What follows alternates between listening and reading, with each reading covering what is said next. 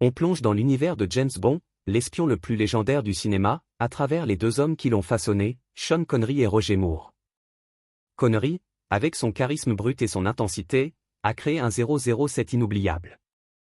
Moore, avec son humour et son élégance, a réinventé le rôle pour une nouvelle ère. Mais au-delà des gadgets et des martinis, il y a une histoire humaine, celle de deux acteurs liés par un personnage mythique, une relation complexe marquée par le respect, les différences et, parfois, des silences éloquents. Pendant des années, les fans se sont demandé ce que Connery pensait vraiment de Moore. Était-ce une rivalité? Une admiration secrète? Dans cette vidéo, nous allons retracer leur parcours, explorer leur vision de Bond et révéler les mots rares de Connery sur son successeur. Attachez vos ceintures, car ce voyage dans l'histoire du cinéma s'annonce captivant. Sean Connery, l'invention d'un mythe. Quand Dr. No sort en 1962, James Bond devient instantanément une icône mondiale. Mais derrière ce succès, il y a un homme improbable, Sean Connery. Né en 1930 à Fountainbridge, un quartier ouvrier d'Édimbourg, Connery grandit dans un environnement modeste. Fils d'un chauffeur de camion et d'une femme de ménage, il quitte l'école à 13 ans pour travailler comme livreur de lait, maçon et même polisseur de cercueils. À 16 ans, il s'engage dans la Royal Navy, mais une santé fragile le force à quitter le service.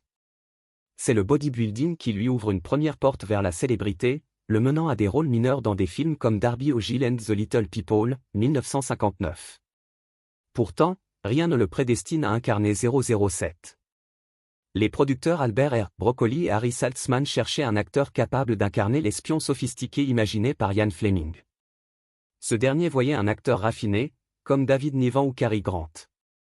Connery, avec son accent écossais marqué et son passé de classe ouvrière, semblait un choix audacieux, presque risqué. Mais lors de son audition, il impressionne par sa présence magnétique. Broccoli dira, il avait une démarche de félin, une aura de danger. C'est cette combinaison de charme brut et de menace contenue qui fait de Connery le Bond parfait.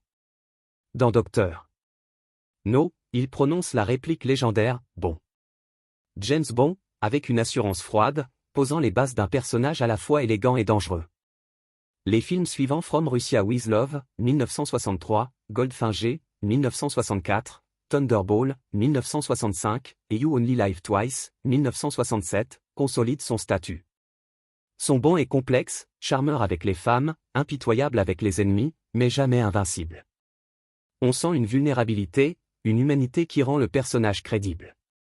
Dans Goldfinger, l'Aston Martin DB5, les gadgets de cul et le méchant emblématique incarné par Gerfreud deviennent des piliers de la franchise. Connery redéfinit le héros d'action, influençant des générations d'acteurs, de Harrison Ford à Bruce Willis. Mais la gloire a un revers. La célébrité devient étouffante. Les paparazzi le traquent, les fans l'appellent « Bond » dans la rue, et les producteurs le pressent de continuer.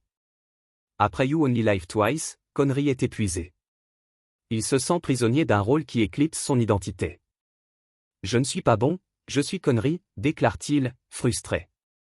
En 1971, il revient pour Diamonds Are Forever, attiré par un cachet de 1,25 million de dollars, une somme astronomique pour l'époque.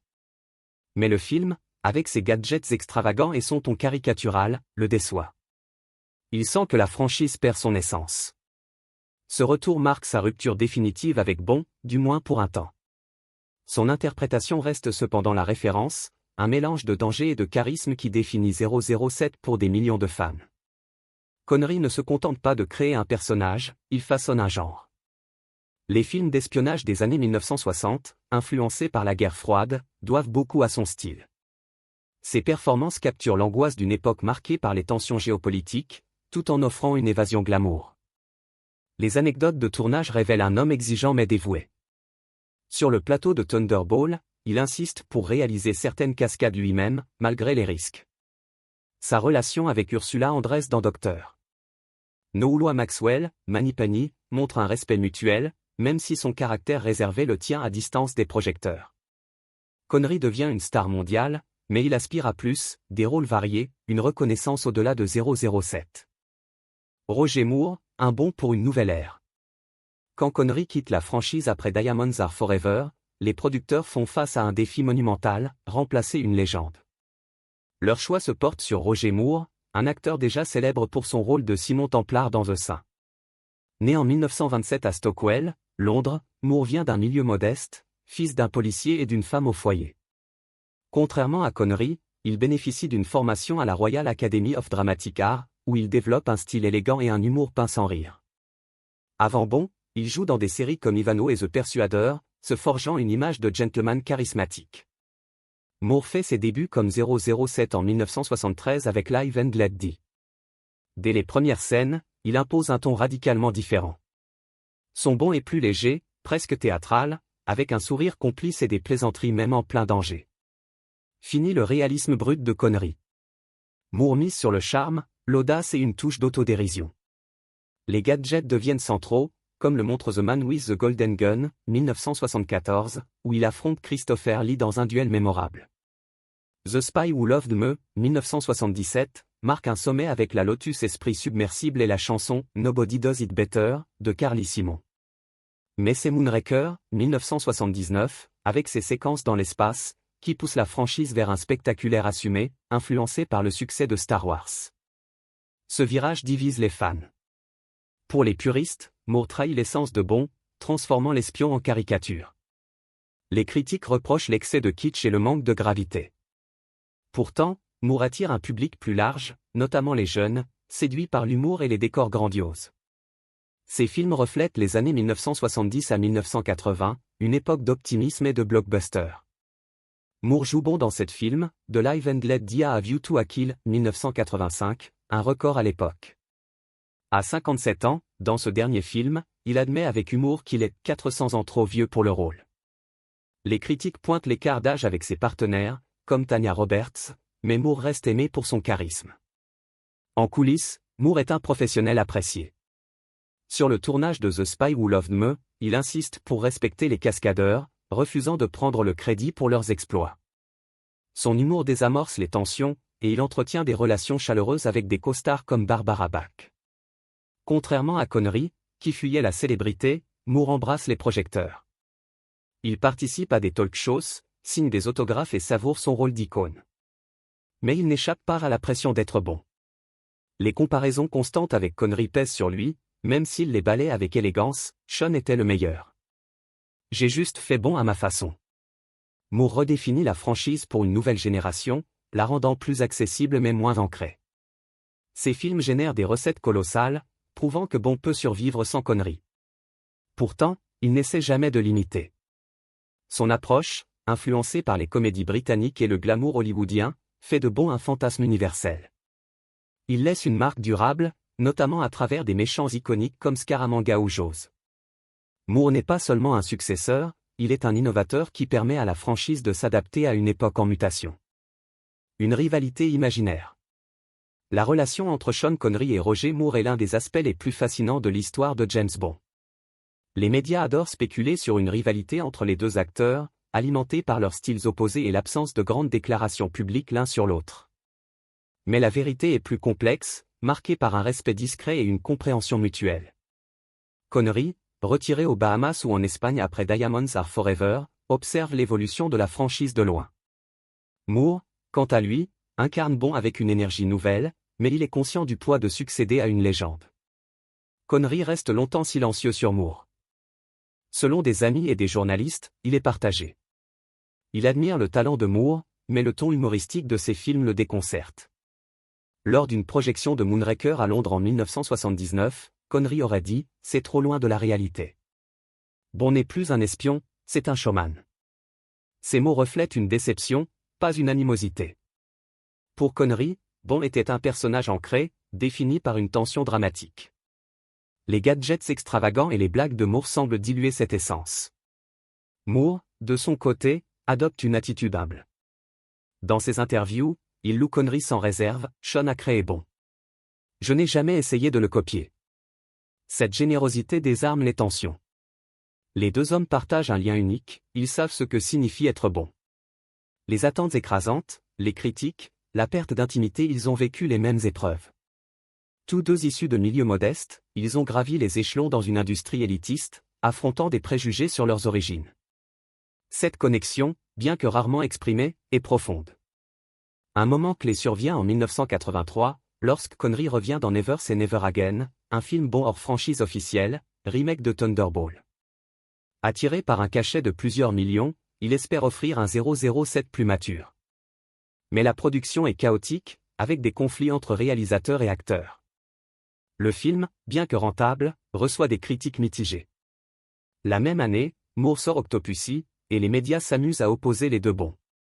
Pourtant, en coulisses, il n'y a pas de rancune. Moore envoie même une note à Connery en 2000, après son anoblissement, écrivant « Tu as porté le smoking en premier, et personne ne l'a fait mieux ». Leurs interactions publiques sont rares, mais toujours cordiales. Lors d'événements caritatifs ou de galas, ils échangent des politesses, jamais des piques. Moore, avec son humour, désamorce les questions sur Connery. Connery, plus réservé, évite les commentaires directs, mais ses proches rapportent qu'il respecte Moore pour avoir relevé le défi de succéder à 007. Leur relation n'est pas une amitié tapageuse, mais une camaraderie discrète, forgée par une expérience partagée que peu peuvent comprendre. L'héritage et la réconciliation. À mesure que les années passent, Connery et Moore évoluent différemment face à l'héritage de Bond. Connery, après Diamonds Are Forever, se tourne vers des rôles variés, remportant un Oscar pour The Intouchable, 1987, et brillant dans Indiana Jones and the Last Crusade, 1989. En 2003, il se retire après The League of Extraordinary Gentlemen, un film qu'il critique ouvertement. Installé aux Bahamas avec sa femme Micheline Roquebrune, il mène une vie discrète, jouant au golf, peignant et lisant. Mais en privé, il devient plus introspectif. Selon ses proches, il parle souvent de Bond, non avec amertume, mais avec une nouvelle perspective. Moore, quant à lui, reste actif après Bond. Ambassadeur de l'UNICEF, il consacre ses dernières années à des causes humanitaires, utilisant sa notoriété pour sensibiliser à la pauvreté infantile. Il publie des mémoires pleines d'humour, comme My Word is My Bond, où il évoque Connery avec respect. Sa mort en 2017, après un combat contre le cancer, touche le monde entier. Connery, alors retiré et souffrant de démence, réagit avec émotion. C'était le dernier qui comprenait, murmure-t-il, selon un ami. Sa déclaration publique est sobre mais sincère, j'ai été très attristé par la disparition de Roger. Notre relation était marquée par le respect et l'affection. Dans ces dernières années, Connery s'ouvre davantage. Dans une interview rare en 2020, il parle de Moore avec une franchise inédite, Roger a fait de Bond quelque chose de personnel. Je trouvais ça trop léger, parfois absurde, mais il n'essayait pas d'être moi. Et ça a marché. Il ajoute, nous étions deux soldats dans la même guerre, à des époques différentes. Ces mots, venant d'un homme connu pour sa réserve, sont une reconnaissance puissante. Connery admet que Moore a sauvé la franchise, la rendant accessible à un public plus large. Près de son lit, Connery garde une pile de lettres, dont celle de Moore de 2000. Ce geste montre un lien profond, au-delà des différences. Quand Connery s'éteint en octobre 2020, le monde pleure une légende. Mais pour ceux qui connaissaient leur histoire, sa mort marque la fin d'un dialogue silencieux entre deux hommes liés par 007. Leur héritage ne réside pas seulement dans leurs films, mais dans leur résilience face à un rôle qui les a définis tout en les emprisonnant. L'impact culturel de Bond. James Bond n'est pas qu'un personnage, c'est un phénomène culturel. Depuis Dr. No, la franchise a généré des milliards de dollars, inspiré des jeux vidéo, des parodies, Austin Powers, et même des études universitaires sur la masculinité et l'espionnage. Connery et Moore ont joué un rôle clé dans cette longévité. Connery ancre Bond dans la réalité des années 1960, une époque de guerre froide où l'espionnage est une menace tangible.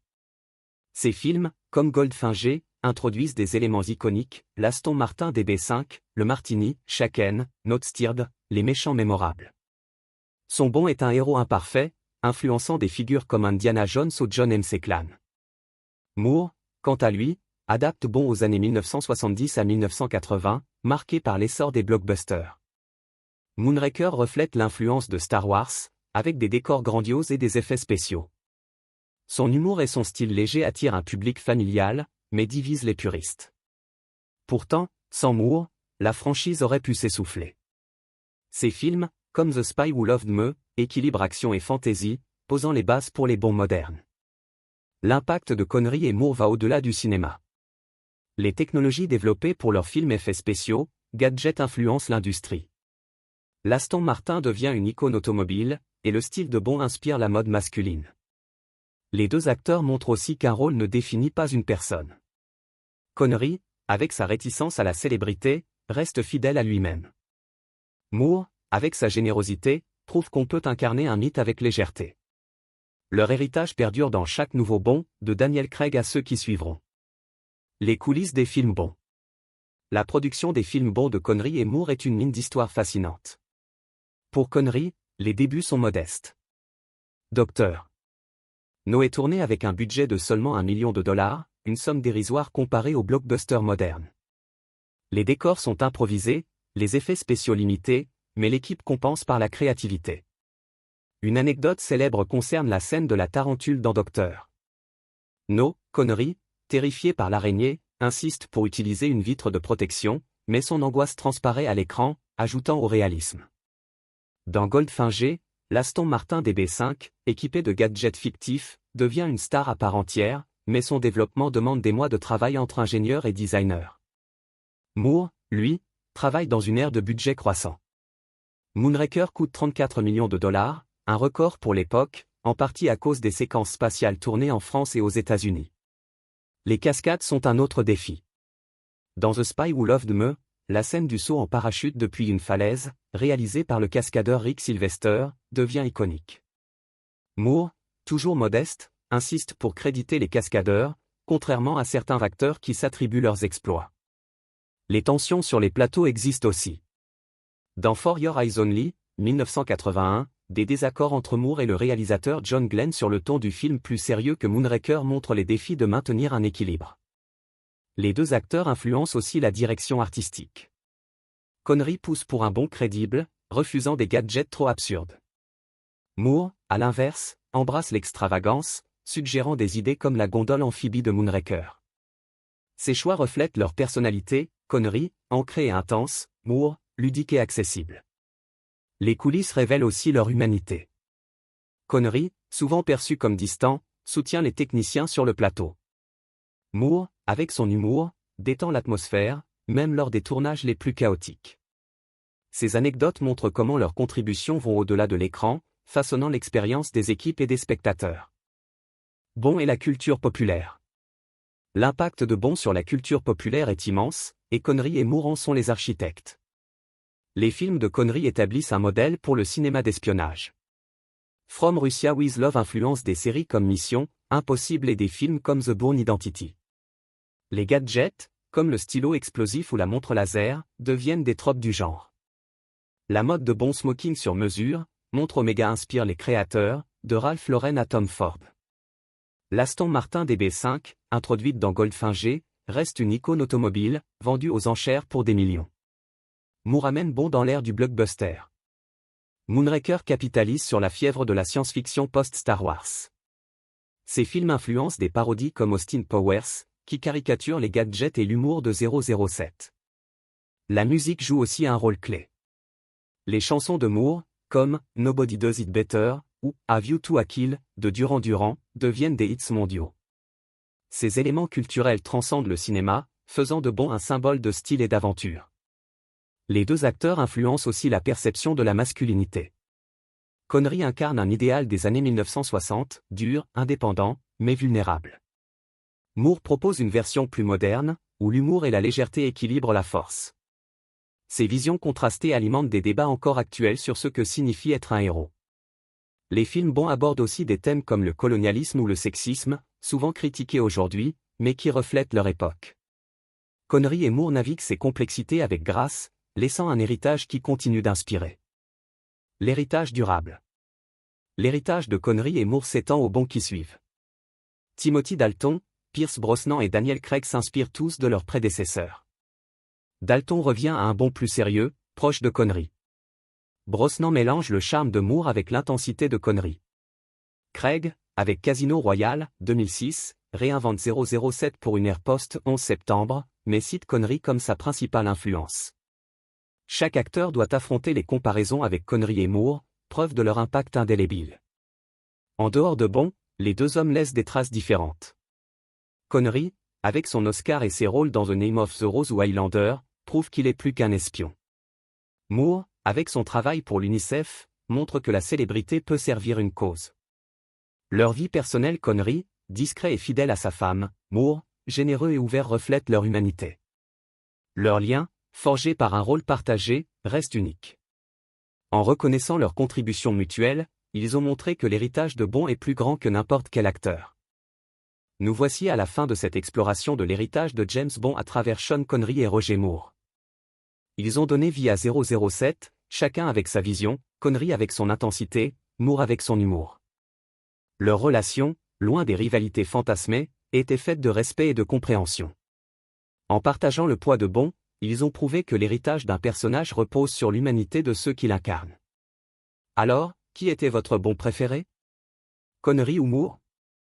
Dites-le nous en commentaire, likez, partagez, et abonnez-vous pour d'autres histoires du cinéma.